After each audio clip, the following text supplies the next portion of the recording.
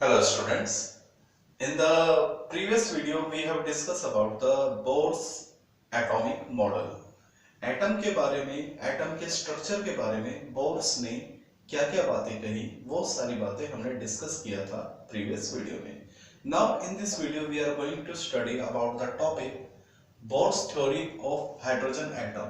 यानी बोर्स ने अपने पोस्टुलेट्स को, अपनी थ्योरी को अप्लाई किया किसके ऊपर, हाइड्रोजन एटम के ऊपर, और उन्होंने कुछ बातें डिस्कवर करी.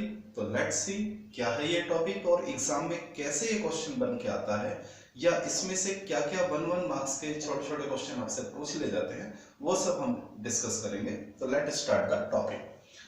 तो एग्जाम में अगर आपसे पूछ लिया जाए Bohr's theory of hydrogen atom क्या है, तो dear students, how you will answer this question. तो बच्चों, आपको मालूम है कि हाइड्रोजन एटम में एटम चाहे कोई भी हो, हाइड्रोजन हो, हीलियम हो, लिथियम हो, कोई भी एटम हो, न्यूक्लियस तो सभी में एग्जिस्ट करेगा. तो ये हमारा न्यूक्लियस, और एज यू नो न्यूक्लियस के चारों तरफ जो इलेक्ट्रॉन्स होते हैं वो रिवॉल्व करते हैं. ठीक है, आपको मालूम है बोर्स ने क्या बोला था. बोर्स ने कहा था कि जो इलेक्ट्रॉन्स हैं वो न्यूक्लियस के चारों तरफ रिवॉल्व करेंगे इन सर्टेन एनर्जी लेवल. तो मान लीजिए ये इलेक्ट्रॉन है जो इस न्यूक्लियस के चारों तरफ क्या करेगा, रिवॉल्व करेगा. तो जब ये इलेक्ट्रॉन रिवॉल्व करेगा तो आपको मालूम है किसी भी फिजिक्स में अब एक कंसेप्ट होता है कि अगर किसी चीज को रिवॉल्व करना है तो उसको एक सेंट्रीपिटल फोर्स की जरूरत होती है. तो when electron revolve around the nucleus, the required centripetal force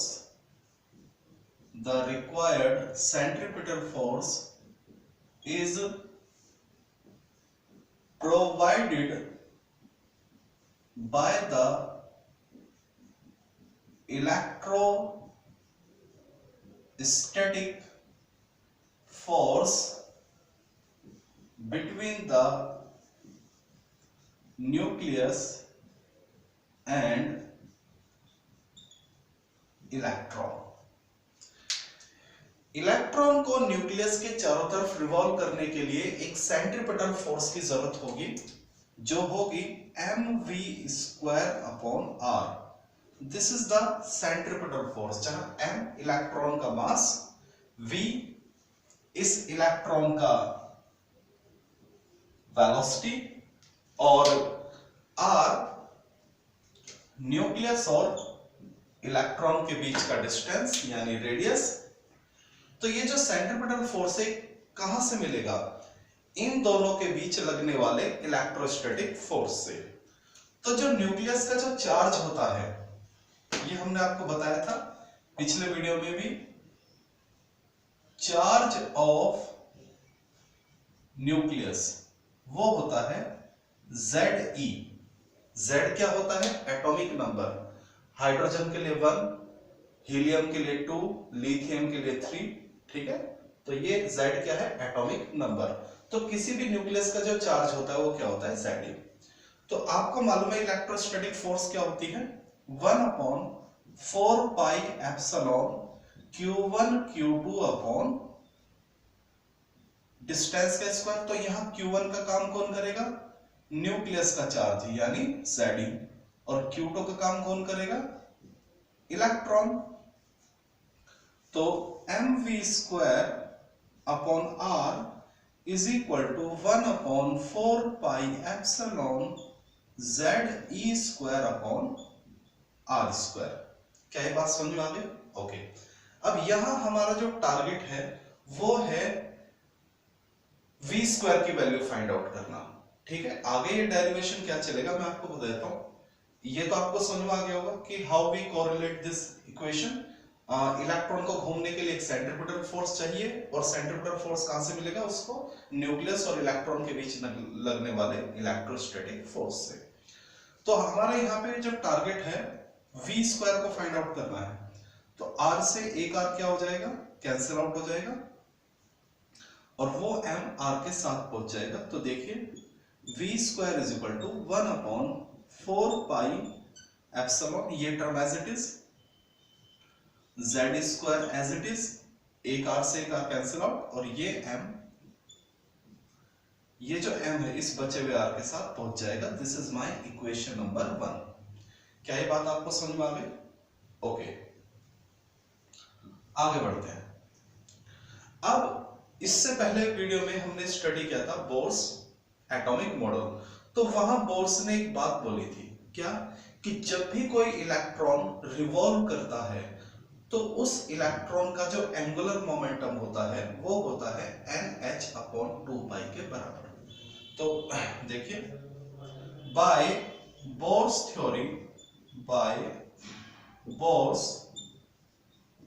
theory, we have, Bohr's theory से हमारे पास क्या है? mvr is equal to nh/2π। ठीक है, बोर्स थ्योरी क्या कहती है? mvr is equal to nh/2π। तो यहां से भी आप किसकी वैल्यू निकाल लीजिए? v की वैल्यू निकाल लीजिए। तो nh/2π इंटू 1/mr, देख लीजिए m और r को मैं इस तरफ लेके जा चुका हूं, तो मेरे पास केवल क्या बच जाएगा? v। अब दोनों तरफ स्क्वायर कर दीजिए, v square is equal to nh/2π का square into 1/m square r square, and this is my equation number 2। तो प्यारे बच्चों, व्हाट वी हैव डन, हमने एक बार यहां से v स्क्वायर की वैल्यू निकाली और एक बार इस फॉर्मूले को यूज करके v स्क्वायर की वैल्यू फाइंड आउट कर ली। तो v स्क्वायर को लेके हमारे पास दो इक्वेशन है, v square is equal to this, v square is equal to this. तो जब हम इक्वेशन 1 और 2 को यूज करेंगे तो ये वाला जो एक्सप्रेशन है और ये वाला जो एक्सप्रेशन है, ये हम क्या ले सकते हैं? इक्वल ले सकते हैं। तो एक बार वीडियो को पॉज करके यहां तक आप लिख लीजिए। ठीक है, आगे बढ़ते हैं। चलिए, होप यू हैव रिटन। चलिए,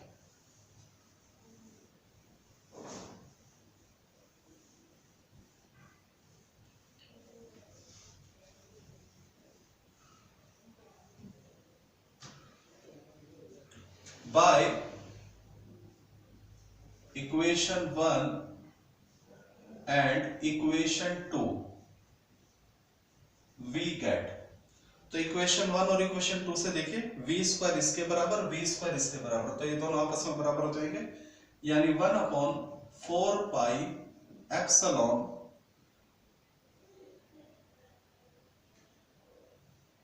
z e square upon m r is equal to n square h square 4 pi square into 1/m square r square. Agree? दोनों को इक्वल ले लिया है क्योंकि दोनों ही किसके बराबर है? v स्क्वायर के बराबर। ठीक है, आगे बढ़ते हैं। चलिए, कैसे ये इक्वेशन सॉल्व होगा? mr से एक mr क्या हो जाएगा? कैंसिल आउट हो जाएगा, पाई से पाई कैंसिल आउट, और 4 से 4 कैंसिल आउट। तो यहां हमारे पास बचेगा z e स्क्वायर और नीचे बचेगा केवल epsilon not, z e square ऊपर और नीचे एप्सिलॉन नॉट, 4 से 4 कैंसिल आउट, पाई से पाई कैंसिल आउट, mr से mr cancel out.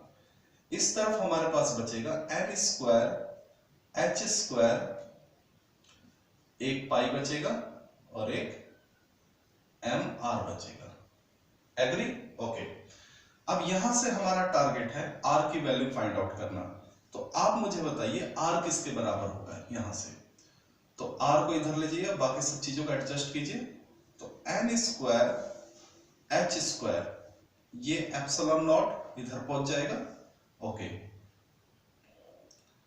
Epsilon not इधर गया, r ऊपर आ जाएगा, ये नीचे आ जाएगा, तो ये आ जाएगा पाई m z ई स्क्वायर। देख लीजिए, तो ये हमारा किसका एक्सप्रेशन आ गया, r का। चलिए, तो इसमें जरा अगर आप देखेंगे प्यारे बच्चों, एक तो n क्या है, वेरिएबल। n क्या रिप्रेजेंट करता है, एनर्जी लेवल को।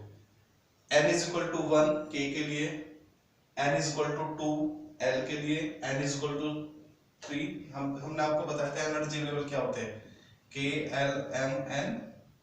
तो k के लिए n 1 होता है, l के 2, m के लिए 3, n के लिए 4। तो यहां पे n क्या है, वेरिएबल। ओके, और क्या चीज वेरिएबल है, z। क्योंकि z तो क्या हो सकता है, z क्या है, एटॉमिक नंबर। z क्या है आपका, एटॉमिक नंबर।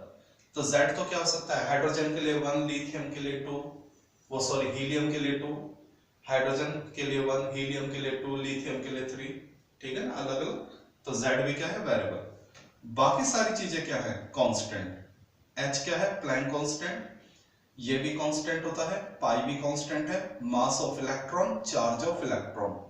तो ये दोनों टर्म वेरिएबल हैं, बाकी सारी चीजें पाई m ई स्क्वायर। देख लीजिए, जो वेरिएबल है उनको एक साथ लिया और बाकी सारी चीजों को एक साथ ले लिया। क्या ये बात समझ में आ गई सभी को? ओके, क्योंकि हम इन सब चीजों की वैल्यू जानते हैं।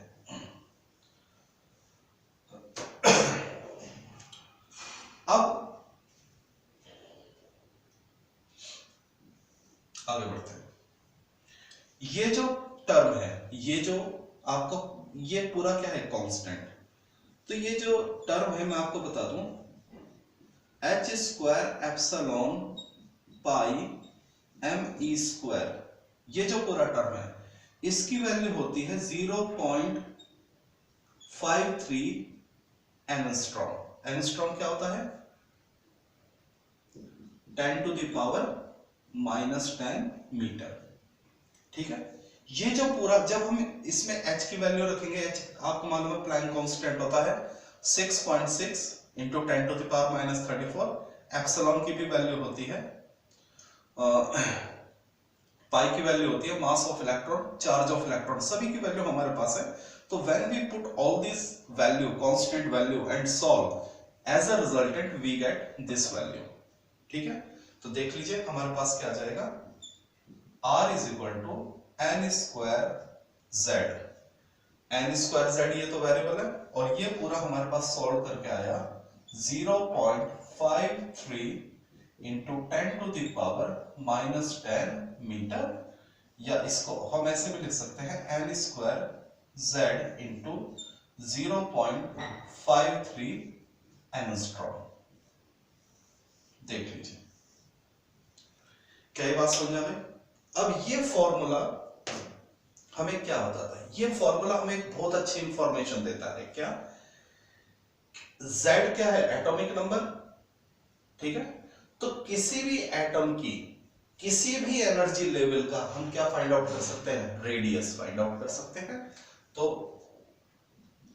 बाय दिस एक्सप्रेशन, या हम ये कह सकते हैं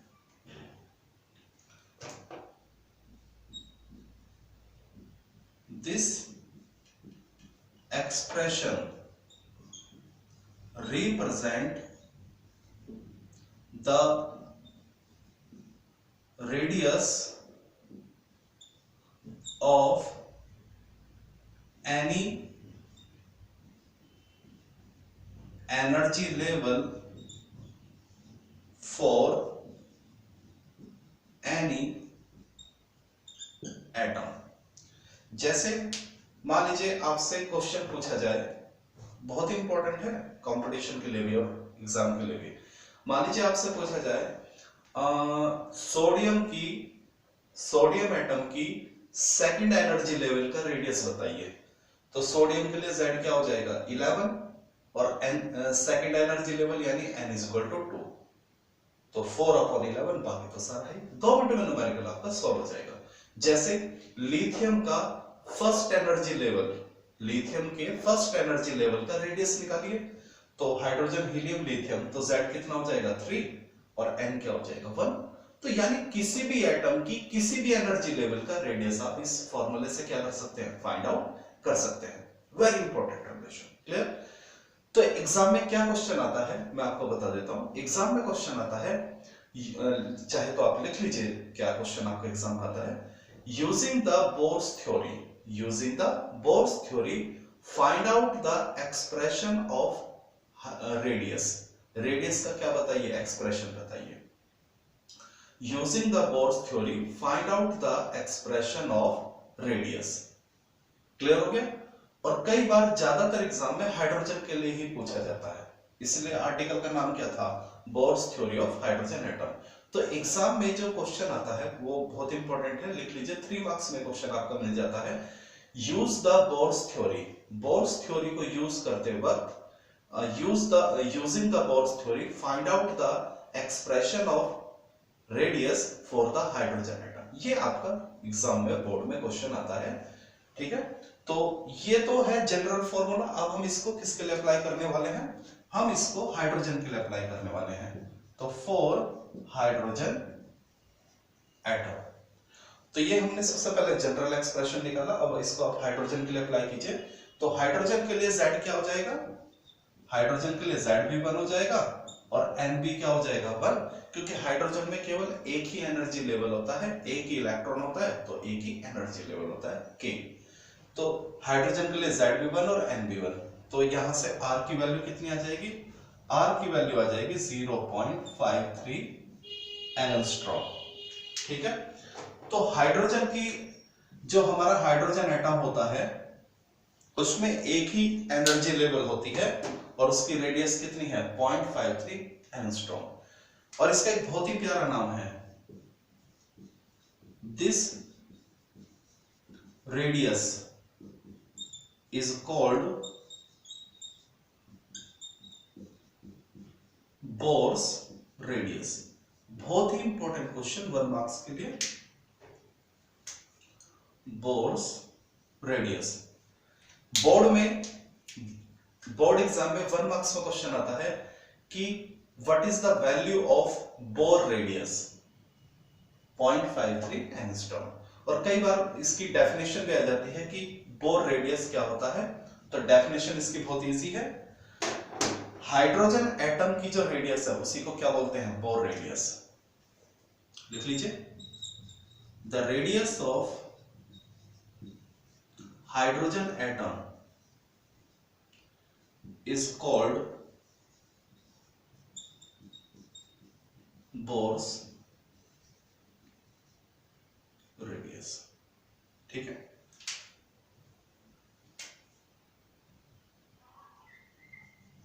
The radius of hydrogen atom is called Bohr radius। तो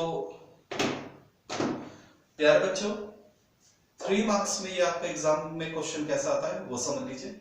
3 मार्क्स में क्वेश्चन आता है आपका, using the bourse theory find the expression for the radius of hydrogen atom. तो ये क्वेश्चन आपको स्टार्टिंग से लेके यहां तक करना पड़ेगा। एक दूसरा 1 मार्क्स में 2 क्वेश्चन आपके आते हैं, या तो आपसे डेफिनेशन पूछ ली जाती है बोर रेडियस की, तो आप लिखेंगे हाइड्रोजन एटम की जो रेडियस होती है उसी को हम क्या बोलते हैं, बोर रेडियस बोलते हैं। और कई बार इसकी वैल्यू पूछ ली जाती है कि बोर रेडियस क्या होता है, तो आप आंसर करेंगे 0.53 एंगस्ट्रॉम। ओके, अब इसी में से ही कुछ हमारे बहुत ही अच्छे कंसेप्ट बनते हैं जिन पे बोर्ड में आपसे क्वेश्चन पूछ ले जाते हैं। जैसे ये हमारे पास फॉर्मूला है, अब इसी फॉर्मूले से 2 बहुत ही प्यारे एक्सप्रेशन हमारे बनते हैं। देखिए 0.53 एंगस्ट्रॉम ये क्या है, कांस्टेंट। तो यहां से एक बहुत ही इंपॉर्टेंट एक्सप्रेशन हमारा बनता है, R directly proportional to m square. देख लीजिए, वेरी इंपॉर्टेंट रिलेशन, बोर्ड में कई बार इस पे आपका क्वेश्चन बन जाता है। तो रेडियस जो होती है वो किस पे डिपेंड करती है, एन स्क्वायर पे, और एन की वैल्यू क्या होती है 1 2 3 4 5, ठीक है। तो ये हमारा पूरा क्वेश्चन आर्टिकल तैयार हो गया है। मैं फिर आपसे कह रहा हूं, एग्जाम में क्वेश्चन कैसे बन के आता है, यूजिंग द बोर्स थ्योरी, लिख लीजिए आप इसको, using the bourse theory find the expression for the radius of hydrogen atom. तो स्टार्टिंग से लेके यहां तक आप करेंगे, और इसमें से 1 मार्क्स का क्वेश्चन क्या बनता है, या तो इस बोर रेडियस की वैल्यू पूछी जाती है, डेफिनेशन, ओके। और यहीं से हमारा एक बहुत इंपॉर्टेंट फॉर्मूला है, R directly proportional N square. इसमें से भी आपके बोर्ड में क्वेश्चन आ चुके हैं। कैसे आ चुके हैं, जो बोर्ड में क्वेश्चन आए हुए हैं एक तो वो मैं आपको कराता हूं अभी, और बाकी ये तो सबसे ज्यादा इंपॉर्टेंट है कंपटीशन के लिए। किसी भी एटम की किसी भी एनर्जी लेवल का रेडियस आप 2 मिनट में निकाल सकते हैं, ओके। चलिए,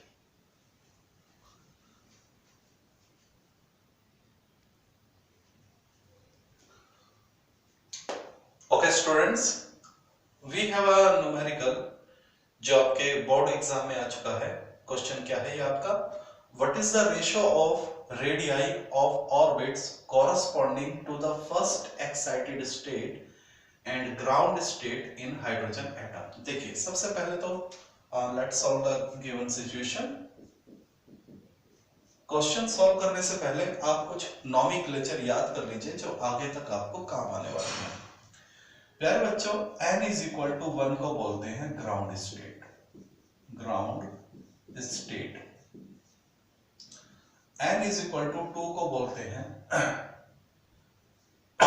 फर्स्ट एक्साइटेड स्टेट। ये आगे हम आपको डिटेल में बताएंगे, लेकिन फिलहाल आपको ये नॉमेनक्लेचर याद होने चाहिए। फर्स्ट एक्साइटेड स्टेट, ठीक है। n इज इक्वल टू 3 को बोलते हैं हम second excited state. n is equal to 4 को हम बोलेंगे थर्ड एक्साइटेड स्टेट। मेरे ख्याल से आपको अब बातें समझ में आ चुकी है, ठीक है ना। तो अगर बोला जाए आपसे सेकंड एक्साइटेड स्टेट, तो n इज इक्वल टू 3। तो ये बातें आप याद रखेंगे, ठीक है, और ये आगे भी काम आने वाली है। तो now come to the numerical.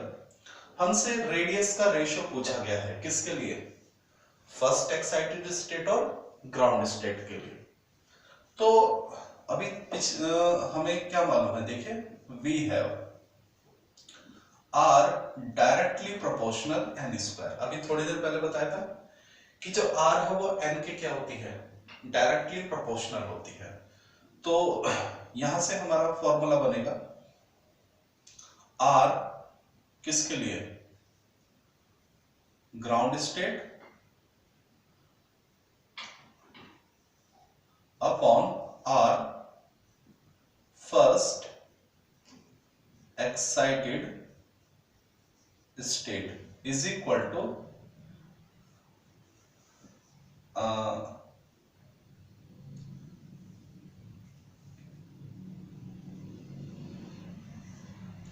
N ground state upon N first excited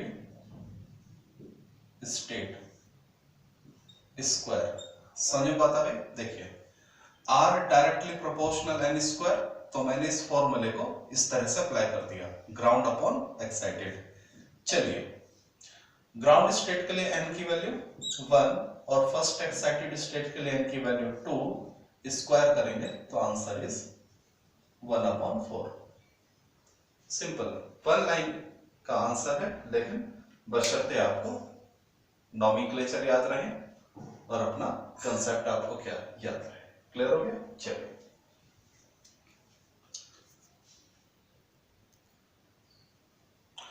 okay students, now we have one more numerical जो आपके बोर्ड एग्जाम में आ चुका है। तो देखिए क्या है given situation, the radius of inner most electron orbit of hydrogen atom is 5.3 into 10⁻⁻11 metre. आप कहेंगे सर आपने तो हाइड्रोजन की जो रेडियस थी, हाइड्रोजन एटम की जो रेडियस थी वो आपने 0.53 इंटू 10 की पावर माइनस 10 मीटर बताया था, लेकिन यहाँ तो लिखा है 10 की पावर माइनस 11। तो बेटा कोई बात नहीं, इस पॉइंट को इधर लेके जाओ तो आंसर तो यही आ जाएगा ना। बात तो एक ही है, हमने 0.5 से पहले लिया था, एग्जामिनर ने पॉइंट इधर पहुंचा दिया तो 10 की पावर माइनस 11 हो जाएगा। तो ऐसा कोई कंफ्यूज होने की जरूरत नहीं है। Now come to the question. Okay, तो हमसे रेडियस पूछी है n इज इक्वल टू 2 और n इज इक्वल टू 3 के लिए। तो let's solve the given situation. तो प्यारे बच्चों, हमारे पास फॉर्मूला क्या है, r is equal to n square over z into, चलो हम एग्जामिनर की बात ले लेते हैं, 5.3 इंटू 10 की पावर माइनस 11। देखो अगर ये पॉइंट मैं यहां लिखूंगा तो 10 हो जाएगा, और इसी पॉइंट को अगर मैं इधर लेके आता हूं तो ये 11 हो जाएगा। ऐसी कोई बात नहीं है, तो हम थोड़ा सा फॉर्मूला अपना एग्जामिनर की मर्जी के हिसाब से बना लेते हैं। ओके, ये हमारा जनरल फॉर्मूला हो गया। अब हाइड्रोजन के लिए, फॉर हाइड्रोजन एटम, तो Z क्या हो जाएगा, 1 हो जाएगा। तो हमारा R कितना आ जाएगा, n square into 5.3 into 10 to the power minus 11 metre. क्योंकि क्वेश्चन हमें हाइड्रोजन के लिए करना है, तो Z क्या ले लिया 1। तो उसने पूछा है n इक्वल टू 2 और n इक्वल टू 3 के लिए बताइए। तो फर्स्ट पार्ट हम करते हैं, फॉर n इक्वल टू 2। वैसे हाइड्रोजन में सेकंड एनर्जी लेवल होता नहीं है, हाइड्रोजन में केवल फर्स्ट ही एनर्जी लेवल होता है। लेकिन ये एक हाइपोथेटिकल क्वेश्चन है, एग्जामिनर ने कह दिया कि मान लीजिए अगर हाइड्रोजन में सेकंड या थर्ड एनर्जी लेवल होता तो कितना होता, ये इस तरह से पूछा है। तो रेडियस किसके लिए, n इज इक्वल टू 2 के लिए फाइंड आउट कर रहे हैं। तो n की वैल्यू क्या हो जाएगी, 2 का square 5.3 into 10 to the power minus 11 metre, 4 into 5.3 into 10 to the power minus 11 metre. और जब आप सॉल्व करेंगे तो यू विल गेट 2 पॉइंट, देख लीजिए क्या मिलेगा आपको, 21.2 इंटू 10 की पावर माइनस 11 मीटर। ठीक है, कुछ यही आंसर आएगा इसका।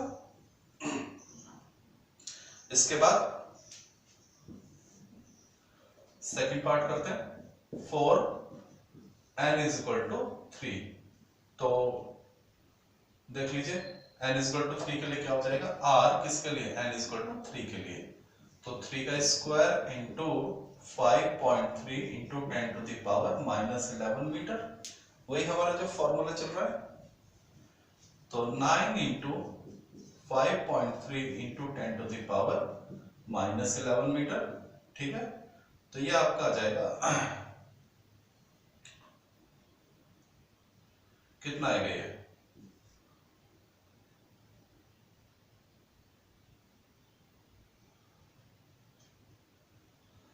47 पॉइंट, ये आपका लगभग आएगा